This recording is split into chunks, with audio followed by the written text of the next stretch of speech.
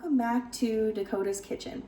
In my last video, we made a beautiful traditional loaf of sourdough bread and we had some discard. So today we're going to be putting that discard to good use and make a homemade pizza.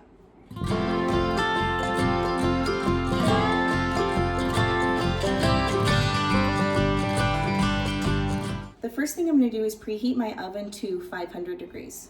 I am using a flat cast iron Dutch oven lid for this recipe. If you have a pizza stone, that will work just as well. You can also use just a regular pan if you want to, if you don't have a pizza stone. If you are going to use a pizza stone or a cast iron skillet of some sort, you want to stick that skillet in your oven while the oven is preheating so that it can get up to temperature when you're ready to bake. So that's what I'm gonna do. Okay, now I'm gonna grab a bowl and my kitchen scale. You will need a scale for this recipe as it is measured in grams. And I'm also gonna be using my mixer. You can knead this all by hand. I'm choosing to use my mixer because it is faster. So I'm gonna put my bowl on the scale and zero that out. And then I'm adding 250 grams of bread flour to my mixing bowl.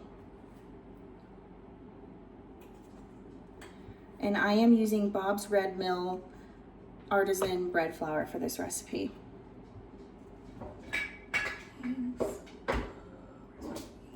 Next, I'm gonna add 9 grams of baking powder. I'm using the Clabber Girl baking powder.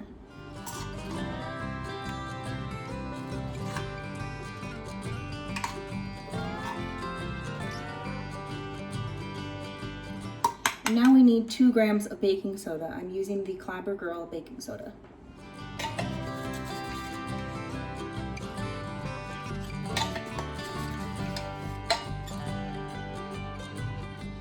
Now we're gonna add 6 grams of salt. I'm using the Redmond real salt. It's the pink Himalayan salt.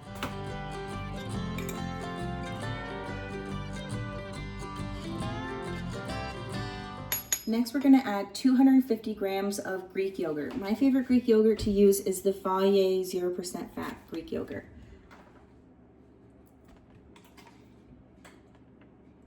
This is just my favorite Greek yogurt in general. It's not specific to this recipe. But it is important that you're using plain Greek yogurt. And now for the best part, we're adding 145 grams of our sourdough discard.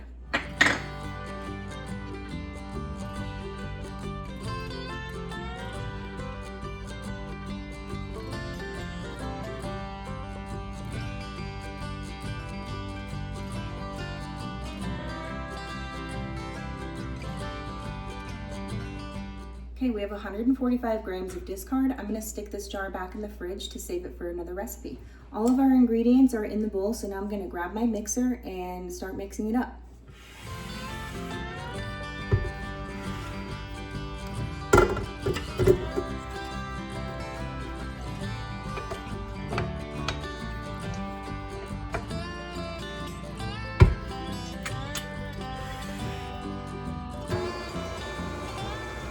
I have my dough in the mixer, mixing it on the 1 setting, and I'm gonna let this go until it forms a nice ball.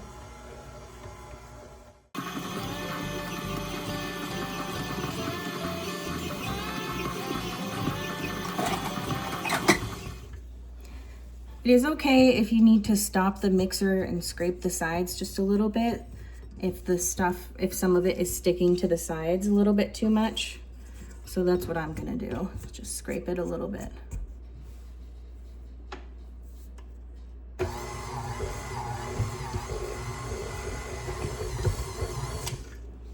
As you can see, we have a nice ball of dough that's been forming here, so I'm gonna go ahead and remove this from the mixer.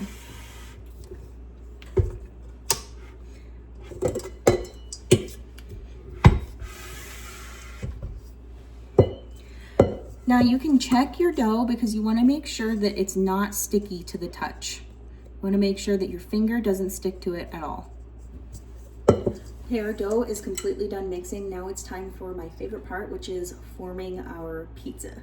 So I'm going to go ahead and remove it from the bowl and place it onto a floured surface.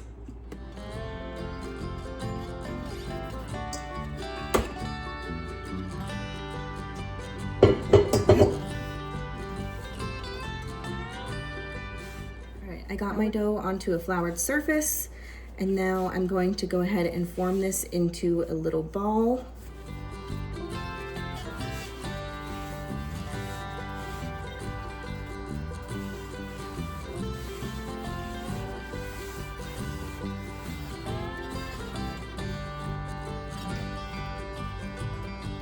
Okay, I've got our ball formed, and when I stick my finger in there, it bounces right back up.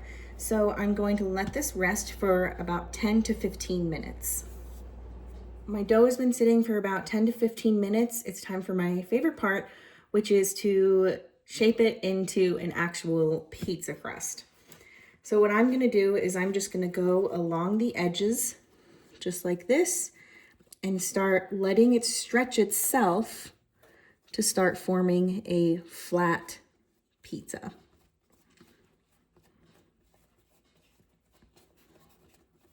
And yes, you can certainly roll this out with a rolling pin if that's what you prefer. I just think that this is kind of fun, and every now and then I'm gonna add some flour to this because as you stretch it out, it might start feeling a little bit sticky.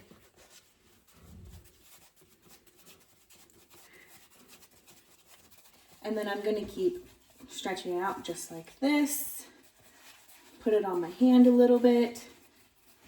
If it starts to feel like it's a little bit too heavy for itself, like it's gonna rip or something, you can see it's getting a little bit thin right here. You can always lay it over your knuckles and stretch it that way as well. Because we wanna be careful not to rip the dough.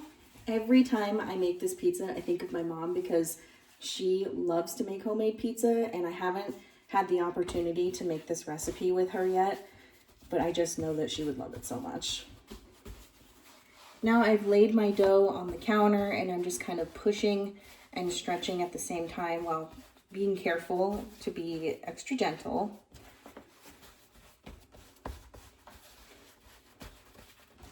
And now I'm just gonna pinch the edges and stretch them a little bit because now we're gonna form our crust.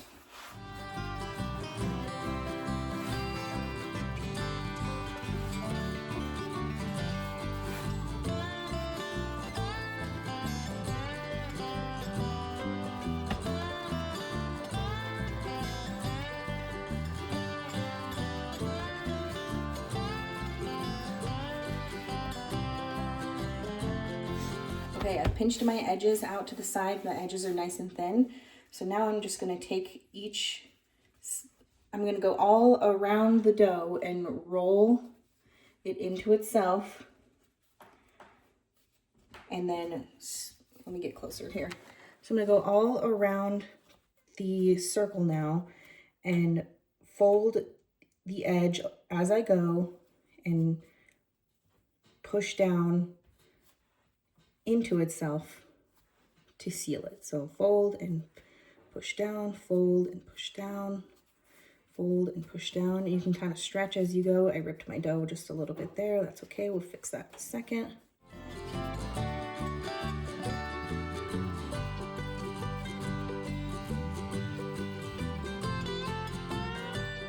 This recipe is very forgiving, so if you do rip your dough like I did, it is completely fixable, don't worry.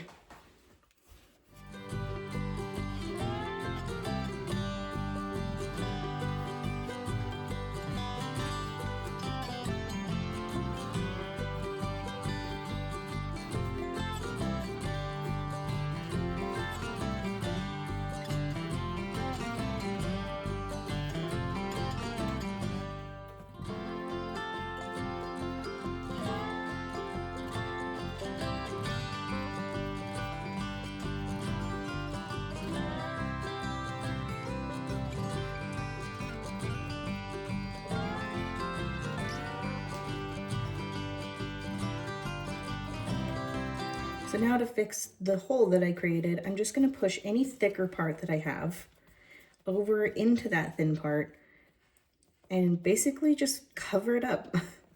That's really all it takes is if you rip your dough is just to cover it up with more dough. So now I'm just gonna press my fingers into my dough like this This will kind of help my sauce sit in place and even itself out. We have a beautiful pizza crust here, and before I go any further, I'm going to transfer this onto a piece of parchment paper. I should have done this before I started forming the outer crust, but I forgot. So we're going to do that now. So I'm going to get a piece, just a small piece of parchment paper, just big enough to hold my pizza dough, and I'm going to carefully transfer my dough onto the parchment.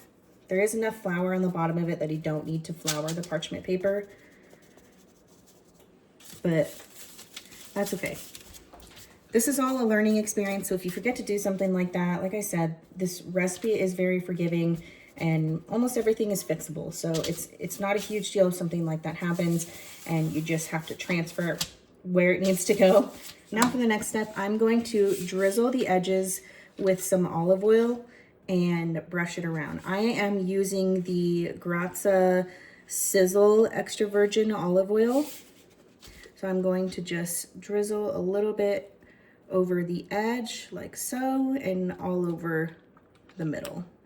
And you can use as much oil as you'd like. This part is completely personal preference. You should at least use a little bit, because what this will do in the oven is it will crisp up your crust. But if you don't like to use a lot, you don't have to. Just use a little bit so you can get a nice crispy crust.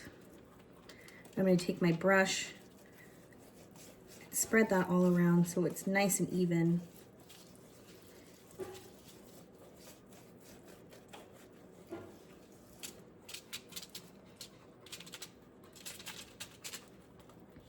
Perfect. Now before I add my toppings, since I have oil on here, what I like to do next is season my crust. This part again is completely optional.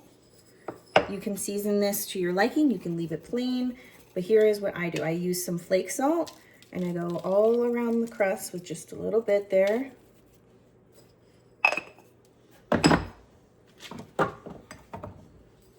I'll use a little bit of garlic powder, using my hand as a well so that it doesn't go everywhere.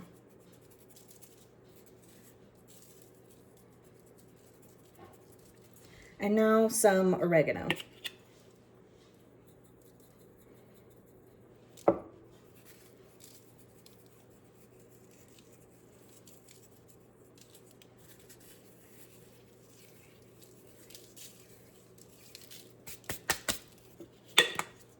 And for my favorite seasoning, I'm going to use some grated Parmesan.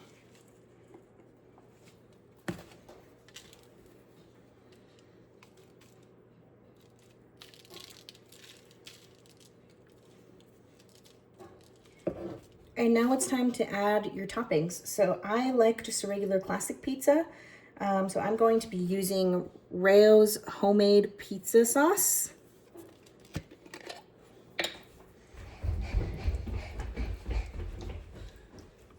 This is my favorite way to add my pizza sauce. My dad made this ladle for me.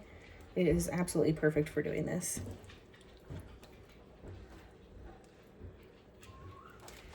And now for some cheese, I am using just mozzarella cheese.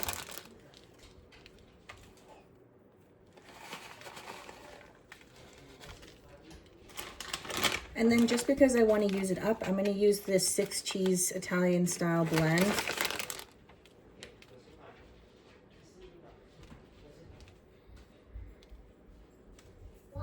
Okay, we are ready to add this to the oven. Before I add it to the oven, I like to cut the corners off of my parchment paper so that they're not sticking out. Completely unnecessary, it's just something I like to do.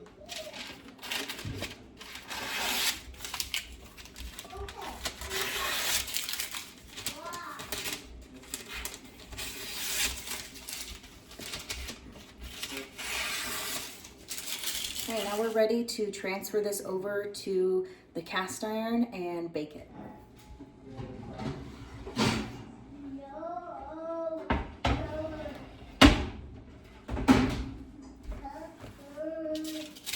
I'm going to be very careful transferring this over to the cast iron, like so. And right back in the oven.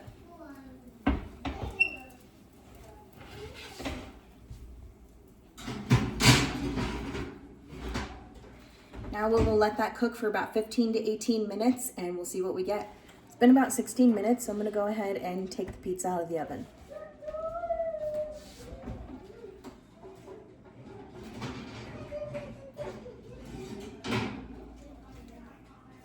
Oh my gosh, this looks incredible. And then right away, I'm gonna move the pizza over off of the cast iron so it will stop cooking.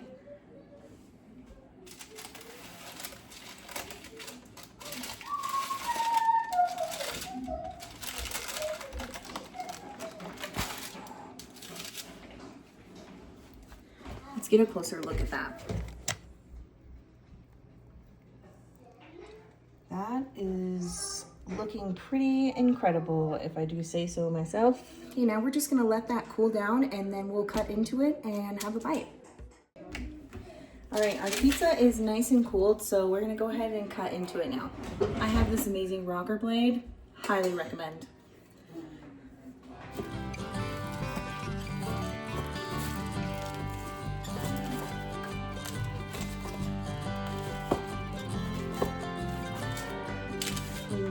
This looks absolutely delicious. You can see our crust is nice and thick and it's nice and crispy. Oh my goodness, this is gorgeous. I cannot wait to try this. Okay, let's try a bite.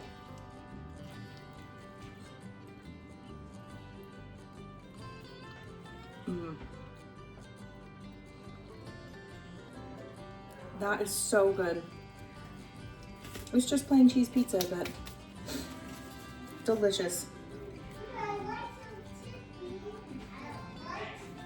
Let's try our crust with those seasonings. So good. This is more.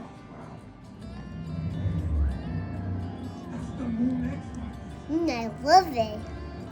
Thanks everybody so much for watching. If you like this video, hit the thumbs up and subscribe button.